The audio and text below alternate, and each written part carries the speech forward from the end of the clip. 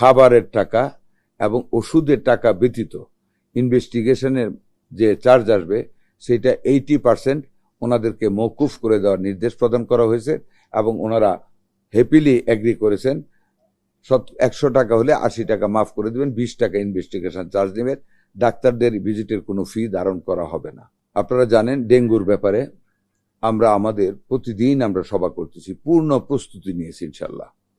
আমাদের জায়গা, রোগীর পরিমাণ বেশি হলে সংকুলান বা রোগীর যে ট্রিটমেন্ট প্রোটোকল, ভেরিয়েন্ট চেঞ্জ হয়, কোন ভেরিয়েন্টে এবার ডেঙ্গুটা আসবে সেই ভেরিয়েন্টটাকে আইডেন্টিফাই করে যথাযথ চিকিৎসা দেওয়ার জন্য সোসাইটি অফ মেডিসিন কাজ করে যাচ্ছে। সারা বাংলাদেশে এই শনিবার থেকে তারা ট্রেনিং প্রোগ্রাম প্রত্যেক ডিস্ট্রিক্ট হেডকোয়ার্টারে যাচ্ছেন, ওখানে ট্রেনিং দেওয়া হবেন সিভিল সার্জন সহ ওইখানের অ্যাভেলেবল ডাক্তারদের। ওইটার পরে সিভিল সার্জনরা ওনাদের নেতৃত্বে প্রত্যেকটা উপজেলায় একটা করে টিম করা হবে যাতে করে প্রাইমারি লেভেলে ডেঙ্গু ট্রিটমেন্ট করা যায়।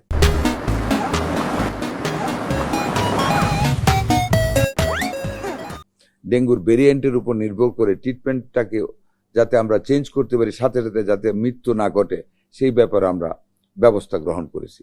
যেটা primary requirement of medicine saline, আপনারা জানেন আমাদের দেশে অনেকেই এখন স্যালাইন উৎপাদন করে না।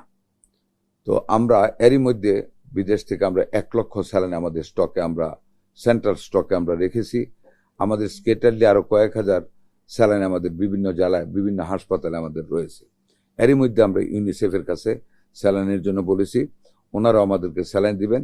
প্রাইভেট ক্লিনিক এবং ডায়াগনস্টিক সেন্টারগুলির সাথে আমরা সভা করেছি, ওনারা 10% সিট ফ্রি রাখবেন আমাদের ডেঙ্গু রোগীর জন্য। সেইখানে মানে খাবারের টাকা এবং ওষুধের টাকা ব্যতীত ইনভেস্টিগেশনের যে চার্জ আসবে সেটা 80% ওনাদেরকে মওকুফ করে দেওয়ার নির্দেশ প্রদান করা হয়েছে এবং ওনারা হ্যাপিলি এগ্রি করেছেন। 100 টাকা হলে 80 টাকা মাফ করে দেবেন, 20 টাকা ইনভেস্টিগেশন চার্জ নেবেন। ডাক্তারদের ভিজিটের কোনো ফি ধারণ করা হবে না। বেডও ফ্রি, প্লাস ইনভেস্টিগেশনেরও 80% টাকা ওনারা কম নেবেন। ওনারা 10% সিট ফ্রি রেখেছেন, এরপরেও যদি প্রয়োজন হয় ওনারা বলেছেন যতক্ষণ প্রয়োজন আমরা ততক্ষণ অ্যাকোমোডেট করার চেষ্টা করব, এটা করবে। 2টা সিটি কর্পোরেশনের সাথে আমরা মিটিং করেছি। আজ শনিবারে আমাদের র্যালি আছে এবং প্রত্যেকটা সিটি কর্পোরেশনের সাথে আজকে আমাদের জুম মিটিং আছে। আমরা সেখানে প্রত্যেকটা সিটি কর্পোরেশনকে মানে নন স্টপ আপনার স্প্রে করার জন্য, লার্ভা এবং ফ্লাইং অ্যাডাল্ট মশাকে মারার জন্য কার্যক্রম অব্যাহত থাকবে। আরও উপরে যেখানে যেখানে লার্ভার জন্মস্থল সেখানে একটা ট্যাবলেট আছে জাপানিজ, সেই ট্যাবলেটটা মানে ডাক্তারি মতে যতটুকু দূরত্বে দেওয়ার কথা ততটুকু দূরত্বে ছিটিয়ে দেওয়া হবে, এতে লার্ভার জন্ম হতে পারবে না। যেগুলি বিদ্যমান এই লার্ভাগুলো মরে যাবে। এই কার্যক্রমটা আমরা গ্রহণ করতে যাচ্ছি। এটাই মোটামুটিভাবে আমাদের এই পর্যন্ত নেওয়ার সিদ্ধান্ত।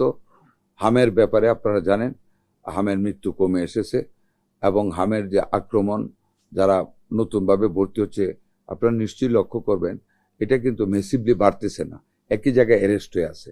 আমরা আশা করি আমাদের 30 যেই বাচ্চাগুলি 15 থেকে গত মাসের 20 তারিখে ভ্যাকসিনেটেড হয়েছে তাদের ফুল অ্যান্টিবডি ক্রিয়েট হতে আরো মানে 15 তারিখ, এই মাসে 15 তারিখ পর্যন্ত লাগবে।